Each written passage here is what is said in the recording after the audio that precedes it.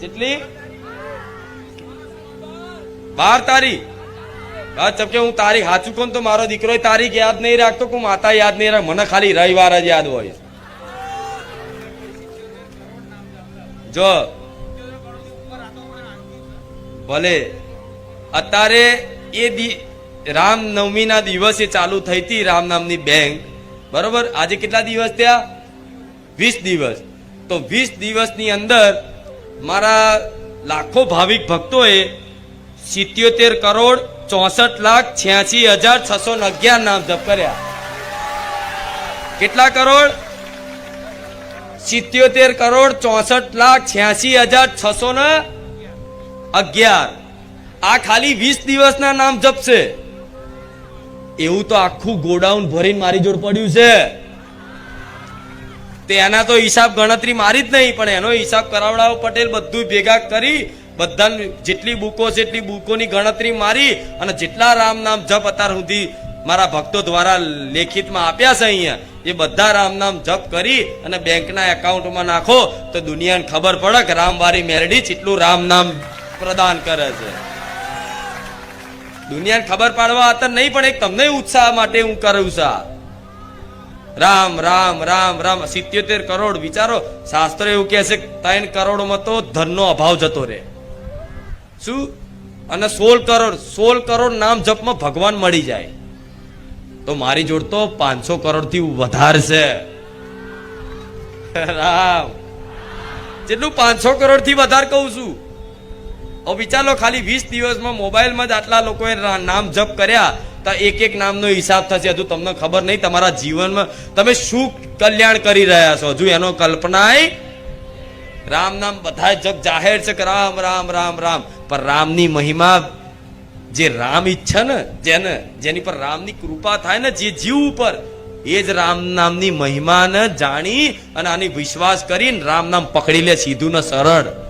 નહીં તો કોઈ આવે કે ભાઈ હું દુખી છું, મારું કંઈક સારું થાય એવું કરો, હું માતા કો રામ રામ જપ, તો શું કે આ તો જો ચેવા છે કે કશું કીધું નહીં, કે લાગે ભુવાજીને કશું દેખાયું નહીં, કે માતાજીને લાગે કશું દેખાયું નહીં, એટલે મને તો સીધું કહી દીધું કે રામ રામ જપ કરો.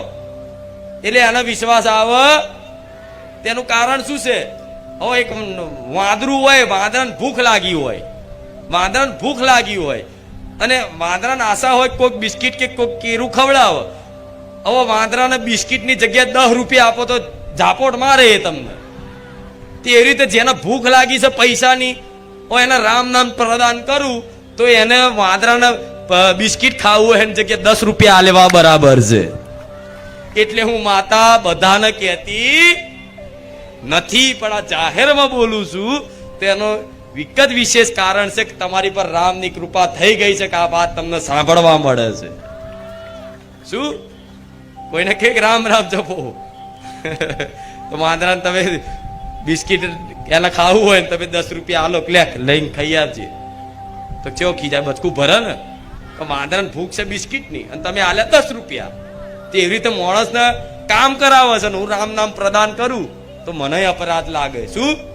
મને અપરાધ લાગે. એટલે તો હું વ્યક્તિગત કોઈ રામ નામ નહીં કહેતી કે રામ રામ જપ. મને જો લાગે ને તો જ હું કહું, પણ જનરલી હું બધાને કહું છું કે રામ રામ બસ જપ કરવાનું ચાલુ કરી દો, પશુ પક્ષીની સેવા ચાલુ કરી દો. કેટલા લોકોએ પશુ પક્ષીની સેવા ને રામ નામ જપ ચાલુ કર્યું? જેને મતલબ રામ નામ જપ કરવાથી, ખાલી માત્ર રામ નામ જપ કરવાથી, પશુ પક્ષીની સેવા કરવાથી અને બારેજા ધામ આવીને પ્રવચન સાંભળવાથી આખું જીવન બદલાઈ ગયું હોય, એવા વ્યક્તિનો અનુભવ કેવો હોય તો એક વ્યક્તિ ઊભા થઈ અને પોતાનો અનુભવ જણાવો કે માં મારો અનુભવ છે વ્યક્તિગત, કે મારું આખું માં જીવન બદલી નાખ્યું તે ખાલી રામ નામના સહારે. એવા કોઈ ઘણા હશે. હાલો માઈક અને હોભરો એટલે બધાને ખબર પડે કે રામ નામથી શું થાય છે. રામ. મારું નામ સથવારા કૈલાસ છે. હું ગાંધીધામથી આવું છું, કચ્છમાંથી. સૌ પ્રથમ તો મારી કુળદેવીમાં બ્રહ્માણીના રામ માળી રામ, મારી પ્રધાન માતામાં બહુચરના રામ મેલડીને હું 1 વર્ષથી મિનિમમ સમજી લો કે એક દિવસના 100 કે 100 ની આસપાસ જ રામ નામ જપું છું.